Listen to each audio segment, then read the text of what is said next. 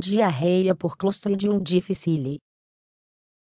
Quando falamos sobre diarreia por Clostridium difficile, estamos nos referindo a um tipo de diarreia associada a hospitalizações.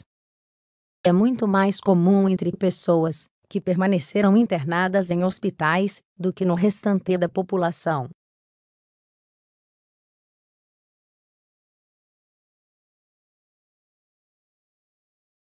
O número de casos de morte associados a essa infecção não é insignificante.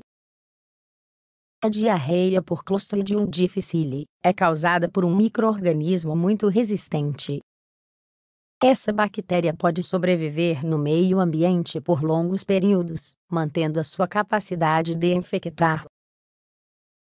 Parte da resistência da bactéria está em sua capacidade de formar esporos. Os esporos são formas de sobrevivência que as bactérias têm para resistir a condições ambientais agressivas.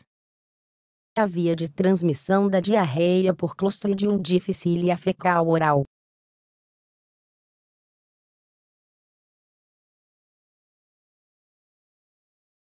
Em hospitais e clínicas, devido à sua capacidade de formar esporos, o Clostridium difficile sobrevive. Pode ser encontrado no mobiliário dos centros de saúde, nos instrumentos cirúrgicos e nos uniformes dos funcionários. Fatores de risco para diarreia por Clostridium difficile. O principal fator de risco para diarreia por Clostridium difficile é a hospitalização. No entanto, esta não é a única condição que deve ser satisfeita para que ocorra a infecção. Entre os fatores de risco associados à doença bacteriana, temos ter recebido antibióticos. Quando uma pessoa é hospitalizada por qualquer causa que requeira o uso de antibióticos, existe o risco de isso favorecer a infecção por Clostridium difficile. Quimioterapia.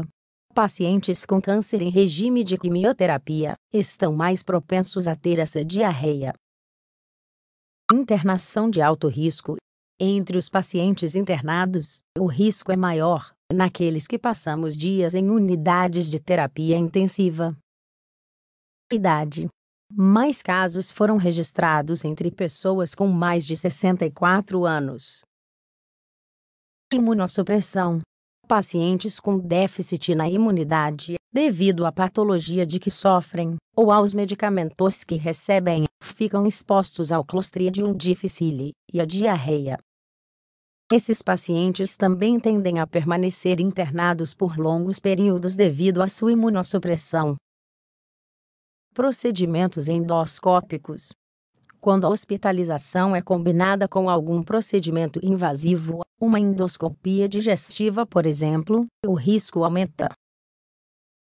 Instrumentos para as endoscopias podem conter esporos de Clostridium difficile. Formas clínicas. A diarreia por Clostridium difficile nem sempre tem as mesmas características.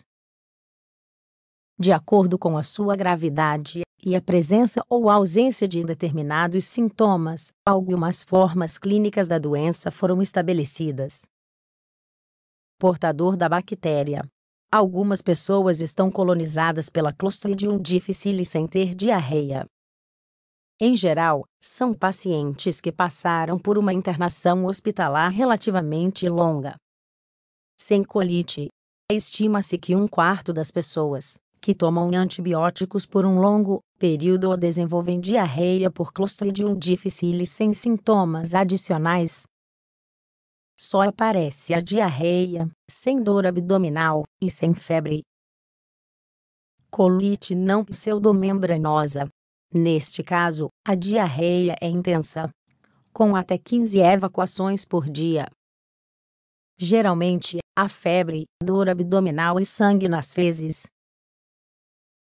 Se não for tratada a tempo, leva à desidratação, com o perigo que isso acarreta. Colite pseudomembranosa. Clinicamente muito semelhante à anterior, com os mesmos sintomas, mas morfologia diferente. é diagnosticada quando o paciente é submetido a uma colonoscopia durante o quadro infeccioso.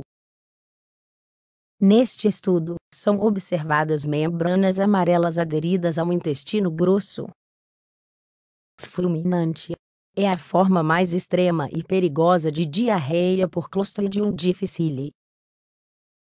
Está associada a uma complicação conhecida como megacolon tóxico, em que o intestino grosso fica muito distendido e paralisado. Um paciente com colite fulminante tem um risco muito alto de morte, de até 9 em cada 10 casos. Tratamento da diarreia por Clostridium difficile. Uma vez que a diarreia por Clostridium difficile for diagnosticada por endoscopias, sorologias ou culturas, ela deve ser tratada. Além das medidas de suporte para evitar a desidratação, são usados antibióticos. Não se pode usar qualquer antibiótico para o tratamento, já que ela pode ser causada por um deles, como vimos. Os mais usados, porque se mostraram eficazes, são a vancomicina e a fidaxomicina. Uma opção alternativa é usar metronidazol, mas essa escolha é para locais onde a vancomicina e a fidaxomicina não estão disponíveis. Como prioridade, tentamos manter o primeiro esquema mencionado. Em um segundo nível, para casos de risco extremo, uma cirurgia de cólon deve ser realizada. O procedimento envolve a remoção da seção do intestino grosso afetada pelas placas amarelas ou megacolon tóxico do corpo. Como você viu, esta é uma doença perigosa e séria. Na dúvida, os profissionais de hospitais e clínicas ficam vigilantes em casos de suspeita dessa patologia em determinados pacientes.